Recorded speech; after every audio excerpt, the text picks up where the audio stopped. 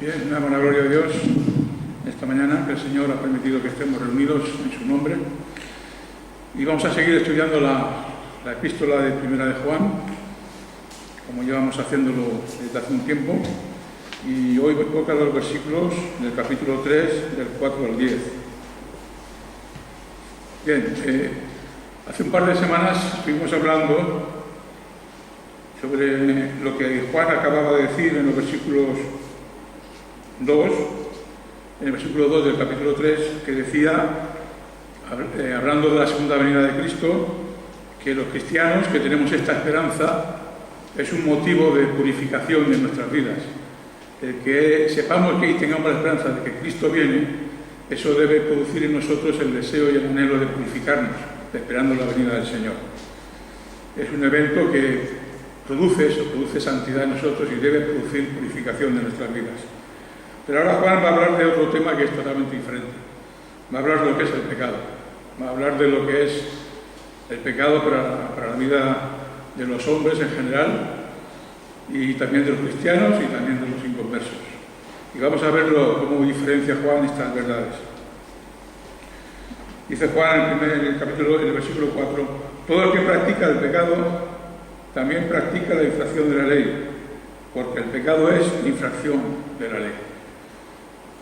Bien, debemos entender primero que Juan lo que hace es remitirnos al origen del pecado.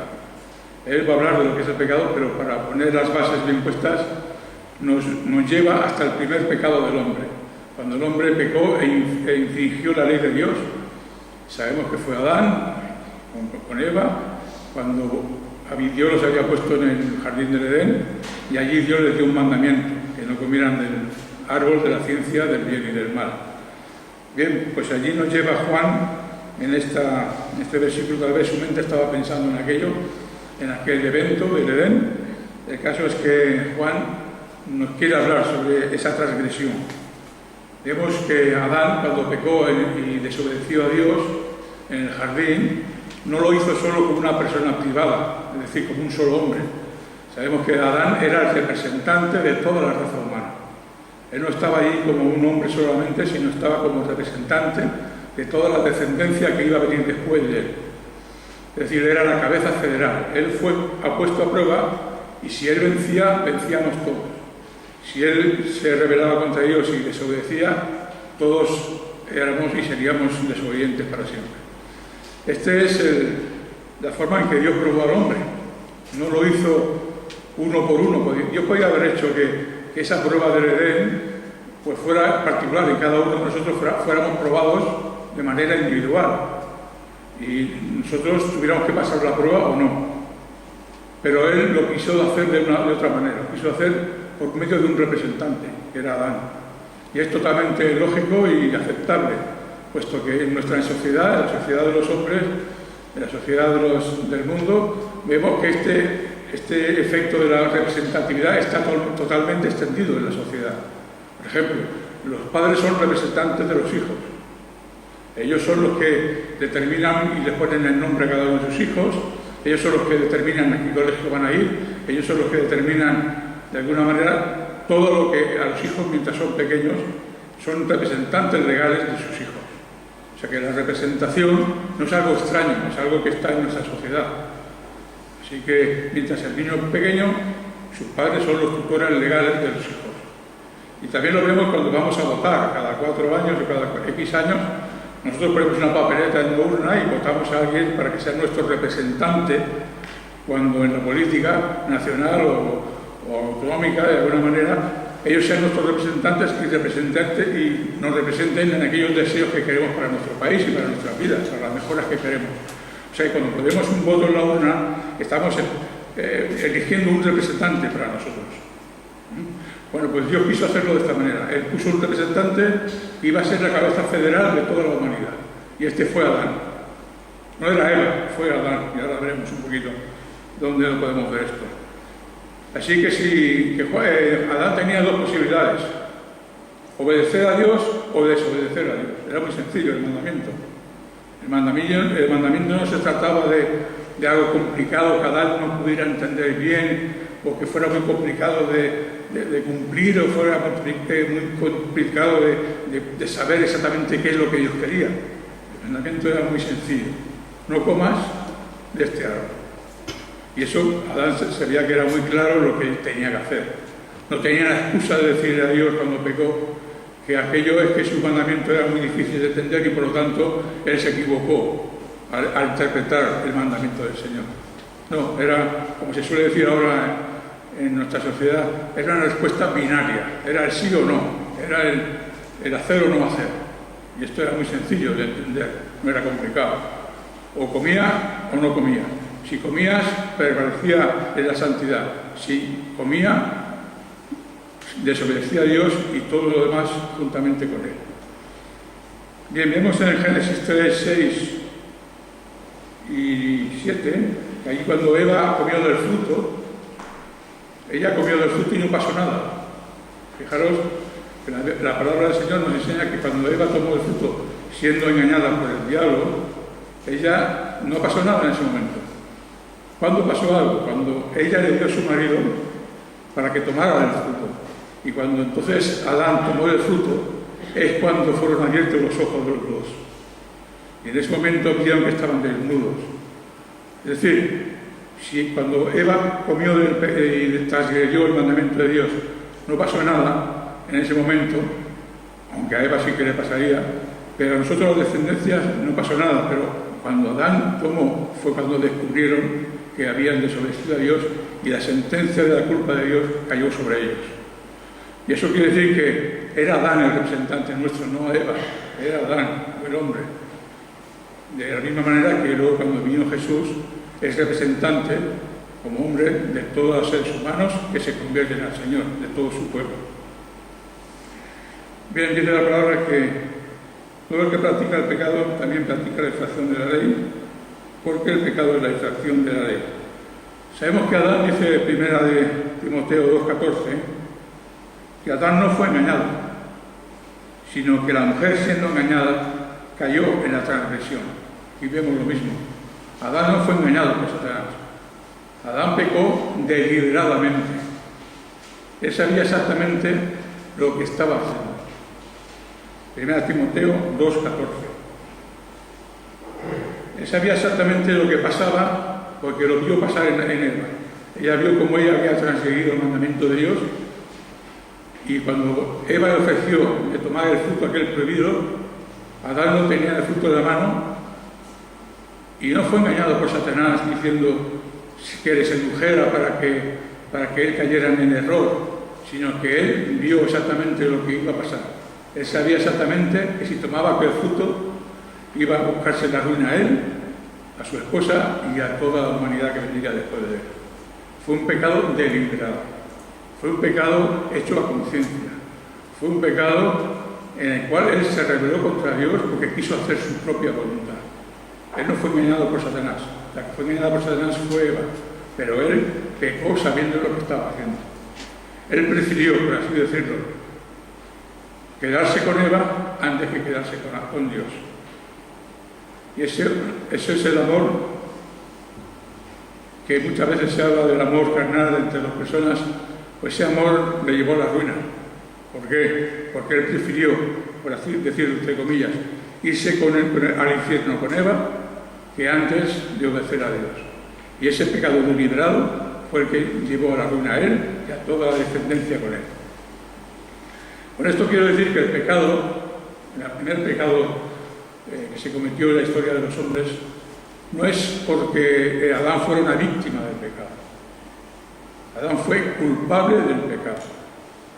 Muchas veces pensamos que los pecadores son víctimas del pecado. Pobrecito que se emborracha cada día, pobrecito que está engañando a su esposa, pobrecito que está cada día pues robando lo que puede. Ciertamente el hombre que hace eso no es una víctima del pecado, es culpable del pecado que está cometiendo. No hay excusa para ese hombre, porque esos pecados le salen del corazón. Satanás, como hizo con Eva, la sedujo, le ofreció el pecado, pero Satanás no puede obligar a nadie a pecar. No pudo obligar a Eva a pecar. Eva pecó porque se dejó engañar. Pero el diablo no puede obligar a nadie a pecar. Él te puede seducir, él puede tentar, pero no puede obligar a nadie a que cometa pecado. Si cometemos pecados, somos culpables del pecado. No hay excusa. No hay excusa de decir, es que el diablo me engañó. Eva fue seducida, pero no fue obligada a pecar. Así que nadie piense que los que practican el pecado son víctimas del pecado. Son culpables del pecado. Dice Juan, todo el que practica el pecado también practica la infracción de la ley, porque el pecado es infracción de la ley. Y luego dice, y sabéis que Él fue manifestado para que cargara los pecados, aunque en Él no hay pecado. Es decir, Juan nos plantea el origen del pecado y ahora nos da la solución. Que Cristo fue manifestado. ¿Para qué? Para que cargara los pecados, para que llevara sobre Él los pecados de aquellos que se arrepienten. La palabra es hermoso lo que dice la palabra cargara, cuando aquí dice para que cargara los pecados. No me gusta citar mucho el griego porque tampoco soy un experto en griego, pero sí me gusta resaltarlo cuando es importante. Y entonces esta palabra cargara significa en griego 3 acciones en una. No solo es un verbo, una acción, son 3 acciones en una sola palabra. Y esta palabra en griego significa no solo cargar, sino levantar algo, ponerlo sobre los hombros y llevarlo hasta otro lugar. Es como algo así parecido a transportar. Cuando queremos transportar alguna cosa, la tomamos, la cargamos y la llevamos a otro sitio. Bueno, pues estas 3 ideas están en la palabra cargar. Y es lo que justamente hizo Jesús. Jesús vino a levantar el pecado de los hombres, a cargarlos sobre sus hombros y llevarlos hasta la cruz. Claro está que solo es en aquellos que verdaderamente se arrepienten de sus pecados, no de todo el mundo, sino en aquellos que se arrepienten y ponen su fe y su confianza en que Cristo hizo esta obra para poderlos liberar del pecado que estaba sobre ellos. Dicho esto, vemos que Jesús fue manifestado precisamente para eso. Si el hombre estaba en pecado y estaba hecho esclavo del pecado y de Satanás por aquella primera transgresión, Cristo vino a liberarnos de esa esclavitud. ¿Qué es lo que dice un poquito más adelante en el 8? Al final del 8 dice, para esto fue manifestado el Hijo de Dios, para que destruyera las obras del diablo. ¿Cuáles fueron las obras del diablo en aquel momento? En el momento que pecó Adán y Eva, a toda la humanidad nos afectó su pecado de una manera total. ¿Y cuáles son las obras que el diablo consiguió en ese momento? Pues fíjate, el hombre quedó extraviado, quedó perdido porque no sabía cómo recuperar la comunión con Dios. Quedó extraviado, no sabía volver a Dios, ni podía. Ese fue el primer efecto del pecado el cual cometió Adán cuando estaba allí en el Edén. Una vez que pecó no sabía volver a Dios, estaba vetado, no podía volver a Él. Si no fuera por un acto de gracia de Dios, el hombre se hubiera perdido para siempre. Estaba perdido. El diablo también consiguió con esto, con el primer pecado, que la verdad de Dios que ellos tenían, la ley de Dios que estaba en los corazones de Adán y Eva, el mandamiento que Dios les había dado, esa era la verdad de Dios. Pero cuando pecaron, cometieron y cambiaron la verdad de Dios por la mentira del diablo. Fueron engañados y cambiaron la verdad que tenían de Dios, que era la verdad suprema, por la mentira que en ese momento el diablo les había enseñado. Y ellos aceptaron y quisieron antes la mentira del diablo que la verdad de Dios. Eran culpables de rebelión. Y otra de las cosas que consiguió con aquel pecado fue que el hombre que estaba en comunión con Dios continuamente, en el momento que pecaron, murieron, espiritualmente hablando, quedaron muertos. Es decir, dejaron de tener esa vida espiritual y murieron, de forma que ya no tenían comunión con Dios. Bien, pues cuando dice Juan que Jesús fue manifestado para deshacer las obras del diablo, está diciendo precisamente que Jesús, en su ministerio terrenal, cuando estaba sobre la tierra, Él decía y proclamaba: yo soy el camino, yo soy la verdad y yo soy la vida. Él era el camino porque Él vino a enseñar el camino de vuelta hacia Dios. Él vino a ser Él mismo el camino que llevaba de nuevo a Dios. Aquellos que estaban perdidos, aquellos que estaban extraviados, podían poner sus ojos en Él y volver a la comunión con Dios por medio de Jesús, que es el camino de vuelta hacia Dios.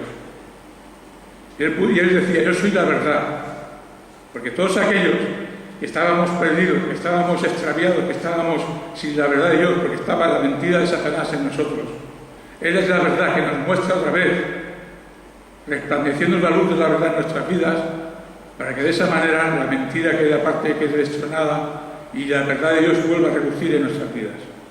Y Él dijo, yo soy la vida, porque Él vino a resucitar a aquellos que estaban muertos en delitos y pecados. Y Él vino a traer de nuevo la vida de la comunión con Dios. En esto se manifestó que Él vino para deshacer las obras del diablo. El diablo había conseguido estas tres cosas, entre otras muchas, pero Cristo vino a deshacerlas una por una. Y ahí está nuestra gloria, ahí está la victoria de Cristo, y nuestra victoria también, porque si confiamos en la persona y en la obra de Cristo, esta victoria es nuestra también. Ya no estamos perdidos, ya tenemos la verdad de Dios y ya tenemos la vida de Dios.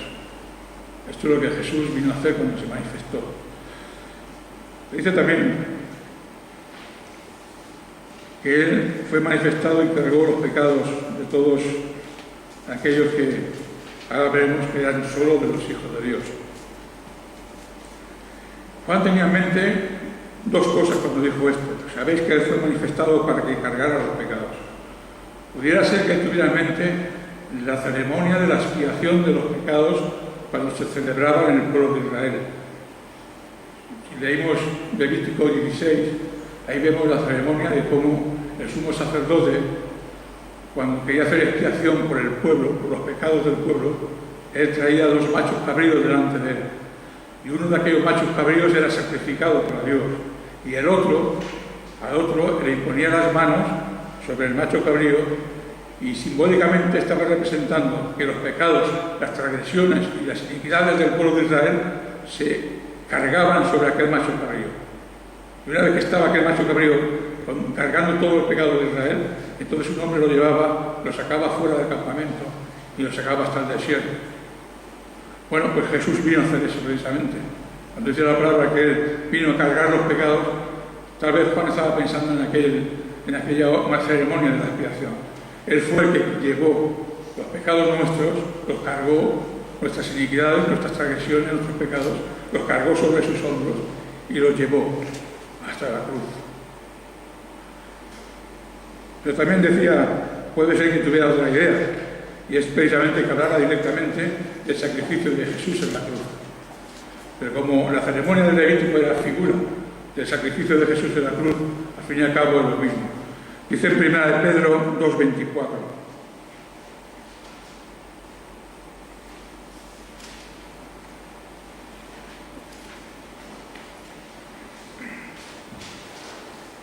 Él mismo llevó nuestros pecados en su propio cuerpo, sobre el madero, es decir, sobre la cruz, para que nosotros, habiendo muerto los pecados, vivamos para la justicia. Está diciendo lo mismo que Juan. Él llevó nuestros pecados sobre su cuerpo. Él levantó nuestros pecados y los cargó sobre sus hombros. Y los llevó hasta el madero. Y los llevó hasta la cruz. Levantar, cargar y llevar. Esta es la palabra aído en griego. Él llevó nuestros pecados sobre su cuerpo y los llevó hasta el madero. Para que nosotros, muertos al pecado, tengamos vida y vivamos para la justicia. También dice luego, al final del 5, que en Él no hay pecado. En Jesús no hay pecado. Si en Jesús hubiera vivido solo una mancha de pecado, un solo mal pensamiento, Jesús hubiera quedado incapacitado para salvar a nadie. En Él no hubo nunca, jamás, ni un solo mal pensamiento. Si Dios hubiera visto en Él una mancha, Cristo no podría haber sido nuestro Salvador. Porque se tendría que haber salvado a sí mismo. Pero Él, lo más glorioso, es que Él se conservó toda su vida puro y perfecto en toda su vida, sin un solo mal pensamiento, sin una sola mala palabra, sin una mala acción. Todo Él es pureza, todo Él es santidad, todo Él es perfección. En Él no hay pecado y por eso pudo ser el Salvador nuestro. La condición para que nosotros pudiéramos ser salvos por medio de Él, es que Él fuera santo y perfecto, como el Cordero sin mancha. Jesús mismo lo decía, en su ministerio decía: ¿quién de vosotros me redarguye de pecado? ¿Quién podía acusar a Jesús de haber cometido algún pecado? Todos callaban, nadie podía decir: yo te he visto decir esto, yo te he escuchado decir nada. Yo sé que tú has hecho esto mal. Él decía: ¿quién me puede redarguir de pecado? Nadie. Luego dice en 1 Pedro 2:22: el cual no hizo pecado, ni fue hallado engaño en su boca. Ni siquiera, nunca jamás dijo una pequeña mentira, de esas mentiras piadosas que decimos que son buenas, que son aceptables. Jesús no dijo ni una sola mentira aceptable o no, mentiras blancas que llaman. Su forma de disimular lo que es la mentira y el pecado. Jesús dice que no se fue hallado engaño en su boca. Y ahora vamos a 2 Corintios 5:21. Esto me interesa que lo veamos. 2 Corintios 5:21.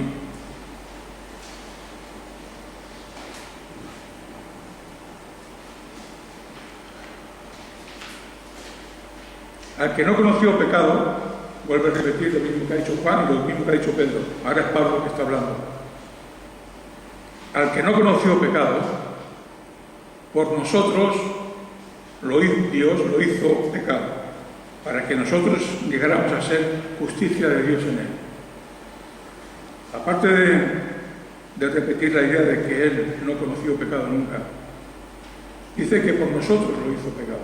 ¿Qué significa que Jesús fuera hecho pecado por nosotros? Bueno, cuando Él cargó nuestros pecados, Dios lo trató como un pecador. Él no era pecador. Él no había pecado en Él. Pero cuando Él cargó los pecados de todos nosotros sobre Él, sobre su propio cuerpo, entonces Dios vio pecado en Él, aunque no era suyo propio, era el nuestro. Y en ese momento Dios lo trató como a un pecador. Y por eso tenía que derramar su ira sobre él. Dios el Padre tenía que aplicarle su justicia, aquella justicia que dice que todo el que peca ha de morir, que la paga del pecado es la muerte. Y Dios el Padre, viendo a su Hijo con el pecado nuestro, no tuvo más remedio que aplicar sobre él la justa sentencia de la ley. Todo aquel que no hiciera estas cosas morirá. La paga del pecado es la muerte. Y Jesús tuvo que padecer y sufrir aquella ira de Dios en el lugar nuestro. Nosotros la merecíamos, pero Él había levantado nuestros pecados y los había cargado sobre sus hombros. Y estando en la cruz, Dios manifestó ahí toda su ira contra el Hijo. Y eso lo hizo por nosotros. Eso lo hizo por nosotros. Él no lo merecía. Él era santo, puro, inocente y perfecto. Pero Él cargó voluntariamente con todos nuestros pecados y por eso tuvo que morir. Pero no se quedó ahí. La obra de la cruz no se queda ahí, en que Él llevó nuestros pecados. Luego dice, para que nosotros llegáramos a ser justicia de Dios en Cristo. ¿Qué significa que nosotros si lleguemos a ser ahora la justicia de Dios en Él, en Cristo? Bueno, hemos dicho que Jesús no conoció pecado, ni cometió pecado, ni se halló engaño en su boca. Eso durante toda su vida, desde niño hasta que murió en la cruz. Eso significa que solo Él ha podido cumplir la ley de Dios de principio hasta fin. Todos los días, continuamente. Él cumplió la ley perfectamente. Los 10 mandamientos de Dios los cumplió perfectamente. Y la ley recompensaba y recompensa a todo aquel que la pueda cumplir con la justicia. Así que Él ganó la justicia de Dios. Él la ganó porque Él hizo y cumplió la ley de Dios. Ningún otro ser humano puede cumplirla, pero Jesús la cumplió porque en Él no hubo pecado. Y Él cumplió con toda la ley de Dios. Y una vez que recibió la recompensa de la ley, que es tener la justicia de Dios por haber cumplido con todos los mandamientos, una vez que él tenía esa recompensa y esa corona, no se la quedó para eso. Lo que hizo fue imputarla a todos sus redimidos, a cada uno de sus hijos.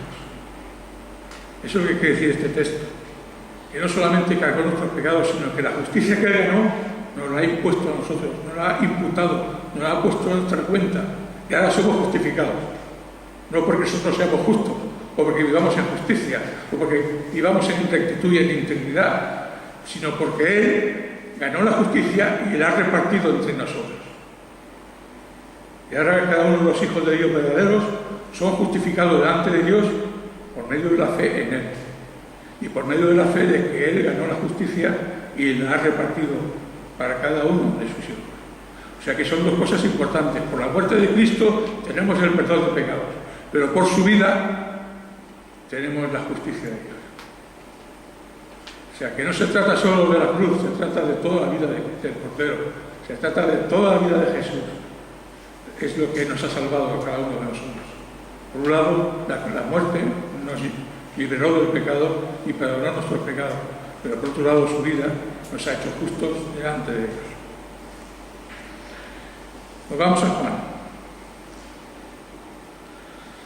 Dice: todo el que permanece en él no peca.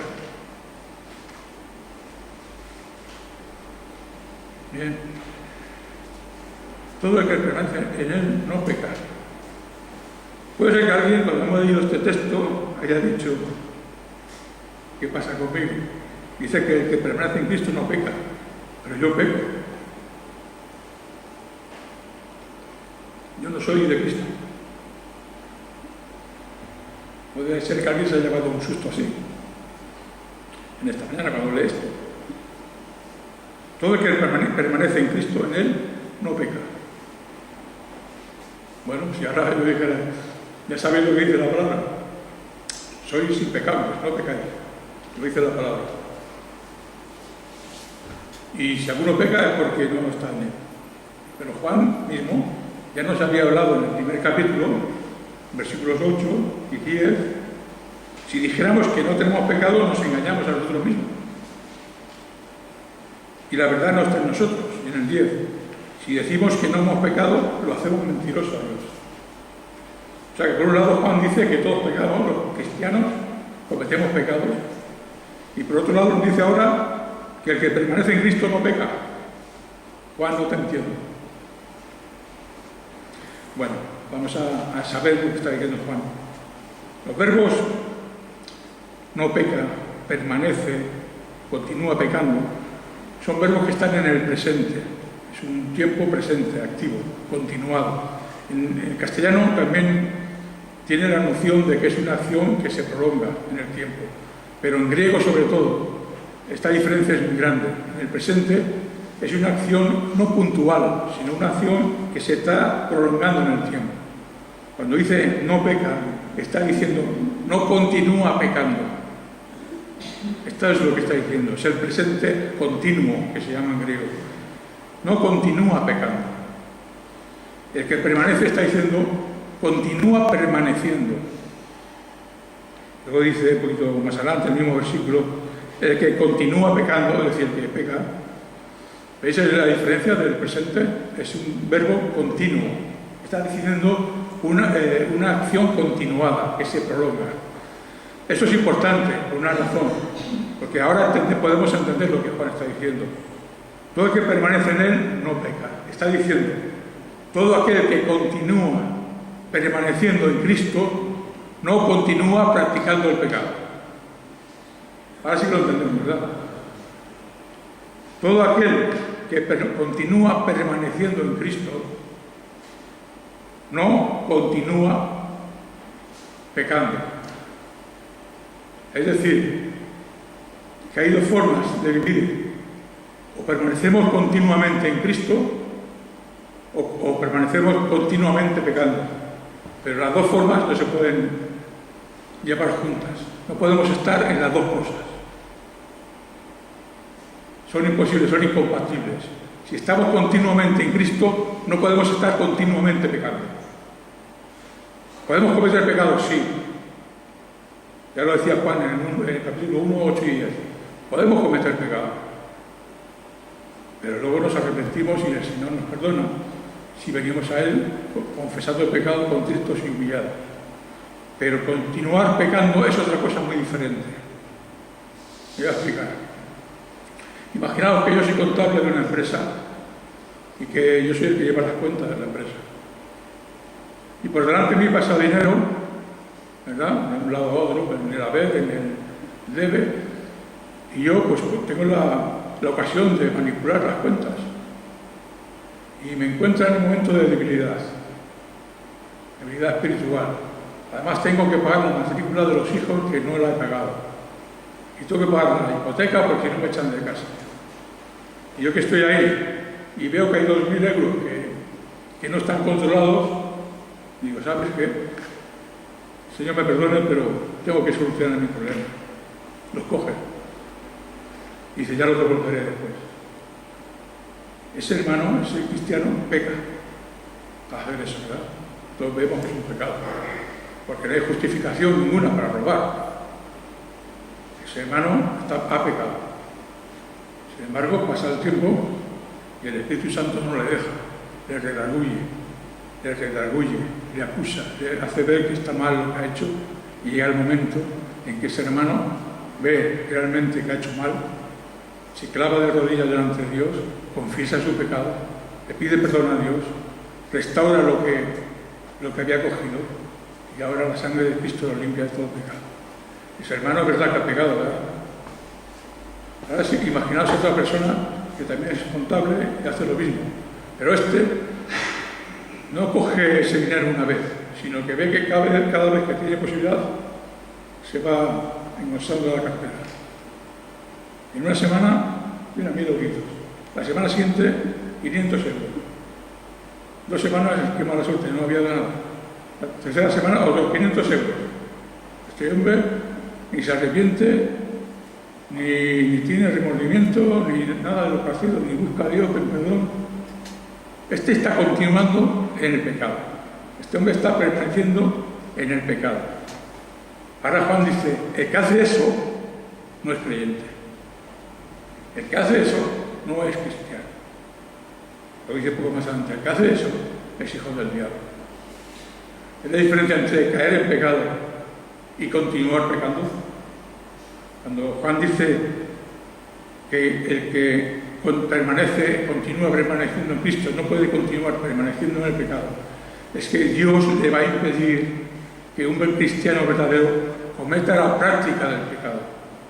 Puede caer 1 y 1000 veces, seguramente caeremos, cada día pecamos nosotros. Pero cuando uno no tiene arrepentimiento y vive continuamente en el hábito de pecar, eso está dando evidencia de que esa persona no es de Dios. Esa es la evidencia con que nuestros ojos podemos saber si alguien es de Dios o no.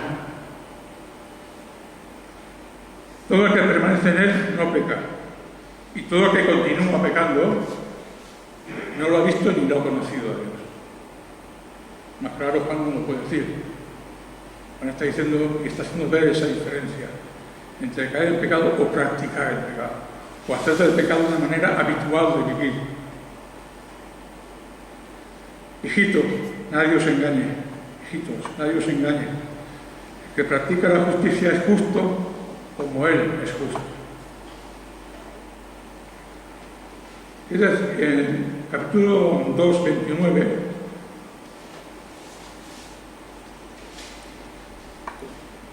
si sabéis que Él es justo, sabéis también que todo el que obra la justicia ha nacido de Él. Primero Juan da la advertencia, hijitos, que nadie os engañe. El que continúa practicando la justicia, eso es lo que dice aquí, el que practica la justicia, el que continúa practicando la justicia es justo. No se trata de hecho una obra de justicia ya soy justo delante de Dios, no, se trata de continuar haciendo justicia. No se trata de haber hecho una obra de justicia y bueno, ya soy justo según lo que dice Juan. No. Pues está diciendo permaneciendo haciendo justicia. Es un verbo continuado. Nadie os engaña, el que practica o continúa practicando la justicia es justo. ¿Por qué dice Juan primero, nadie os engañe? Sabemos que Juan hablaba a los creyentes sobre el cuidado y el peligro de los falsos maestros, lo hemos estudiado semanas antes, el peligro que había en la iglesia de los falsos maestros. Y habían unos que hemos leído antes, en el capítulo 1, versículos 8 y 10, que ellos decían que no tenían pecado, que ellos habían llegado a un nivel que ya no practicaban el pecado ni cometían pecados. Es lo que se llama el perfeccionismo. Ellos ya eran perfectos. Y por eso Juan les dice, no, el que dice que es perfecto es mentiroso. Porque si dijéramos que no tenemos pecado, nos engañamos a nosotros mismos. Él en este versículo había dicho a esos falsos maestros que eran unos mentirosos. Porque cualquiera que dice que vive sin pecado es un mentiroso. Y se engaña a sí mismo y hace mentiroso a Dios. O sea que Juan había dado ya esa enseñanza de que no, de todos aquellos falsos maestros que decían que habían alcanzado la perfección y por lo tanto ya no pecaban.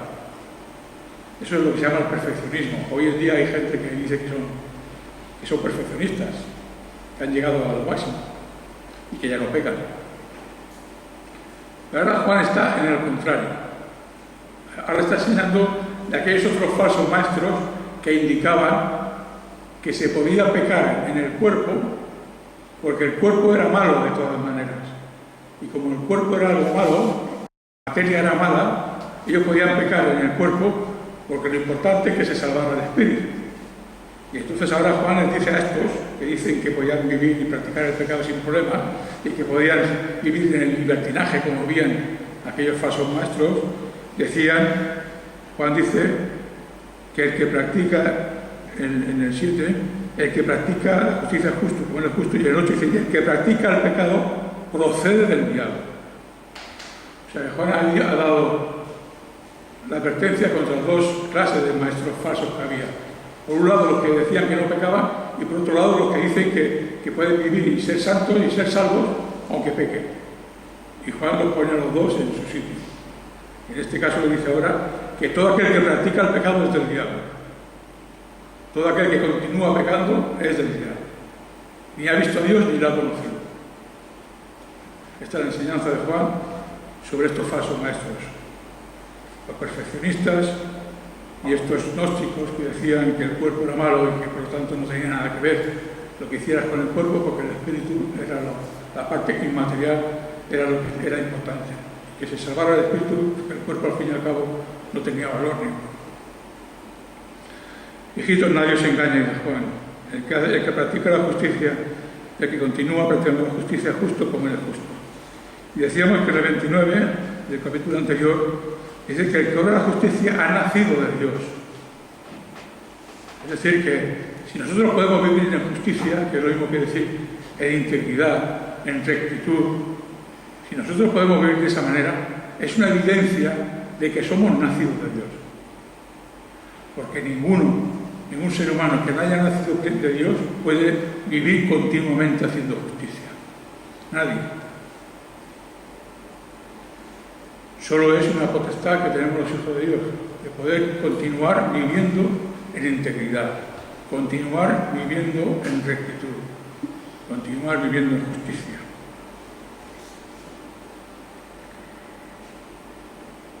Dice el 9, todo el que es nacido de Dios no practica el pecado, porque la simiente de Dios permanece en él y no puede pecar. Bueno, ¿qué es la simiente de Dios? ¿Qué es la simiente de Dios que está diciendo aquí Juan? Vamos a verlo en Pedro.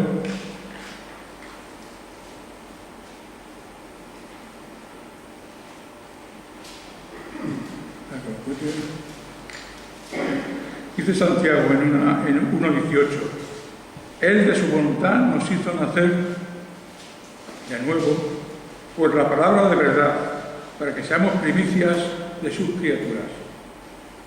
La simiente de Dios que permanece en nosotros es la palabra de Dios.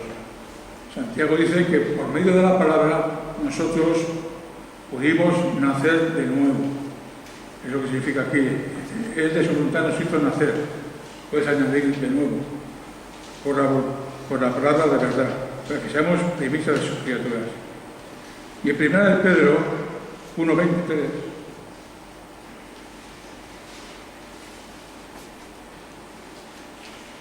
dice, pues habéis nacido de nuevo, no de simiente corruptible, sino incorruptible, la palabra de Dios, que vive y permanece para siempre. Pedro llama a la palabra de Dios la semilla incorruptible. Y según decía Juan, tenemos la simiente de Dios en nosotros. Y esta simiente es la palabra de Dios, que mora en nosotros, que es incorruptible. Y esta palabra de Dios vive y permanece para siempre en nosotros. Es decir, que la palabra de Dios hace, con su poder y con su fuerza en nosotros, que nosotros no podamos practicar el pecado. Un creyente verdadero, aunque quisiera practicar el pecado, no puede, porque la palabra de Dios mora en él. Y eso va a hacer que él desista de pecar, desista de practicar el pecado. De tal manera que si alguno se llama cristiano y está continuamente practicando el pecado, lo que podemos sacar es una conclusión, es que el tal no ha nacido de nuevo, no es un creyente verdadero, porque la palabra de Dios hace en el creyente que no pueda practicar el pecado. Eso es el poder que tiene la palabra de Dios. Nos hizo nacer de nuevo y una vez que hemos nacido de nuevo ha sido implantada en nosotros, y ese poder que tiene la palabra en nosotros hace que nosotros no podamos seguir practicando el pecado de forma deliberada. Dios va a poner todo su poder para que corregir a sus hijos, y aquel que lo intente va a tener que sufrir lo que Dios tenga preparado para él, de tal manera para corregirlo, no para vengarse de él, sino para corregirlo y que vuelva al buen camino. Bueno, no sé si es... Vamos a, para un resumen al final, vamos a Juan 8:30, en el Evangelio de San Juan 8, del 30. Dice, y hablando él estas cosas, muchos creyeron en él. Y el 31. Decía entonces Jesús a los judíos que le habían creído, si vosotros permanecéis en mi palabra, sois verdaderamente mis discípulos. Es decir, que Jesús estaba enseñando a aquellos que estaban escuchando, y allí hay muchos que creían en él, creyeron en lo que Jesús dijo. Pero Jesús se vuelve a ellos y les dice, cuidado, cuidado, si verdaderamente permanecéis en lo que yo os he dicho ahora, y si permanecéis creyendo, entonces demostraréis que sois verdaderos discípulos. No se trata de que hoy, que os estoy hablando, habéis regocijado con la palabra y mañana ya nos vea. Se trata de permanecer, permanecer, permanecer. Es lo que dice Juan, permanecer en él, permanecer en la palabra, permanecer en Cristo. De esa manera demostraremos que somos discípulos de verdad. Y en el 32 dice, y conoceréis la verdad, y la verdad os hará libres.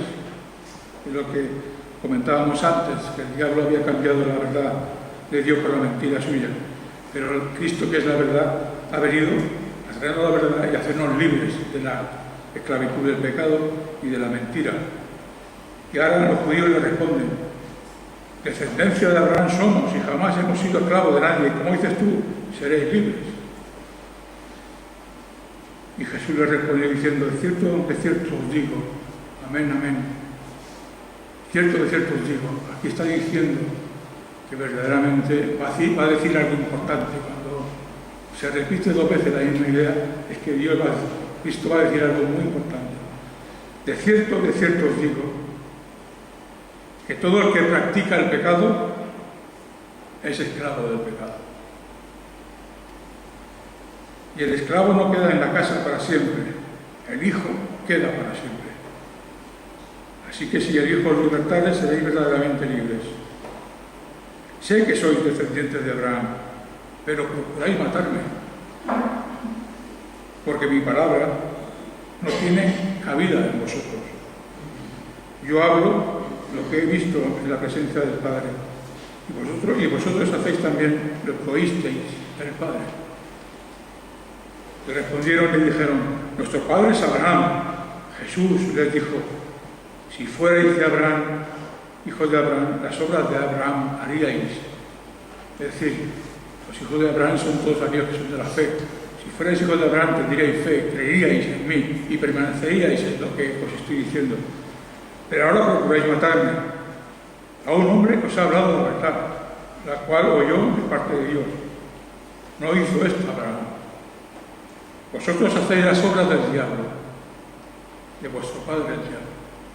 Claro, Jesús no iba poniendo la mano por encima, ¿verdad? Vosotros hacéis las obras de vuestro padre. Y le dijeron: nosotros no hemos nacido de fornicación, un solo padre tenemos, Dios. Fijaros cómo acusaron estos judíos a Jesús, diciéndole: no somos hijos de fornicación. Ellos sabían que Jesús había nacido de María sin estar casada con José. Por lo tanto, todo el pueblo, todos los judíos malintencionados, menos aquellos creyentes que fueron de verdad, pensaban que Jesús era hijo de fornicación. Y le acusaron a Jesús de eso, le dijeron hijo de fornicación. Jesús no cambió su semblante, dijo, en el 41 dice: vosotros hacéis las obras de vuestro padre. Y le dijeron: nosotros no hemos nacido de fornicación, un solo padre tenemos, Dios. Jesús les dijo: si Dios fuera vuestro padre, ciertamente me amaríais, porque yo procedo y he venido de Dios. No he venido de mí mismo, sino del que me envió. ¿Por qué no entendéis mi lenguaje? Es decir, ¿por qué no entendéis lo que os digo? Porque no podéis oír mi palabra, porque no podéis escuchar y creer lo que yo os digo. Y luego dice: porque vosotros sois de vuestro padre el diablo, y los deseos de vuestro padre queréis hacer. Él era homicida desde un principio y no se mantuvo en la verdad, porque no hay verdad en él. Ahora, como Jesús confronta a aquellos judíos que querían desprestigiar a Jesús y decir que no tenía crédito porque era un hijo de fornicación. Pero Jesús les dice: vosotros sois de vuestro padre el diablo, y los deseos de vuestro padre queréis hacer. ¿Cuáles son los deseos del diablo? Pecado, pecado y pecado. Y todo aquel que practica el pecado es porque es del diablo. Dice Juan en el versículo 10, que hemos estudiado. 1 Juan 10, 3:10 dice que en esto son reconocidos los hijos de Dios y los hijos del diablo. Todo aquel que no practica la justicia no es de Dios. Y luego dice, añade, tampoco aquel que no ama a su hermano. Así que, hermanos, con esta palabra que damos, deciros que la verdad que Juan está enseñando aquí es muy práctica para nuestras vidas. Él está diciendo que un cristiano verdadero puede caer en pecado, pero que su respuesta ha de ser venir, reconocer su pecado, ponerse delante de Dios, pedir perdón a Dios, pedirle perdón por el pecado que ha cometido e implorarle que tenga misericordia de él, y la sangre de Cristo le limpiará de todo pecado. Y luego tienen que, por supuesto, pedir a Dios que le dé fuerza para no volver a caer en el mismo pecado. Pero que todo aquel que vive continuamente pecando y no hay arrepentimiento y no hay ninguna señal de que quiera dejar de practicar ese pecado, no es de Dios, es de su padre el diablo. Juan era muy claro, igual que Jesús. Si no practicas la justicia y practicas el pecado, es porque no eres de Dios. Demos gloria a Dios.